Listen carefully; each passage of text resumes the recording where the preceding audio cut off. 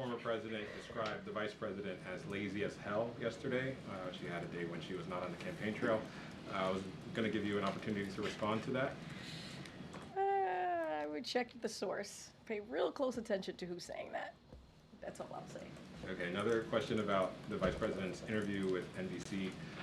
She was asked about whether there should be any concessions on the issue of abortion and the situation. Wait, say that one more time? She was asked whether or not there should be concessions on the issue of abortion, the scenario being a potential divided government like we have now, whether or not she would be willing to offer concessions, things like religious freedom, on the issue of abortion. And I wanted to see meaning like once she's in office? Yes.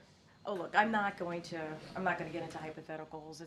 That is something that certainly, you know, when she is in office and becomes president and all of the things happen, I'm not going to get into hypotheticals. She's going to make her own decisions and decide what's best for the American people. I can't speak to that at this time. Not going to get into hypotheticals.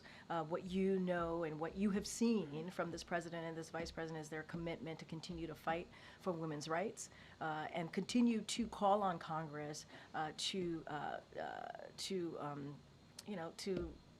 reinstate Roe v. Wade, make sure that legislation is put out there, voted on, and so he would sign that, obviously, if that were to happen. And so that is what they both have asked for. That is what we've been saying during this administration.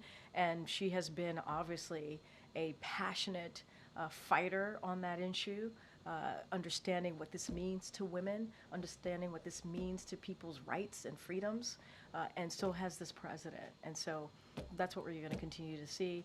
You just heard us. I forget all the days come together recently. Talk about how we're expanding in the ACA for contraception, because understanding how important that is to women and families, or women and Americans who are trying to make decisions on their family or how to move forward, and they should have that right. And that freedom. And so, again, that action shows you the commitment and I hope the American people, from the Biden-Harris administration.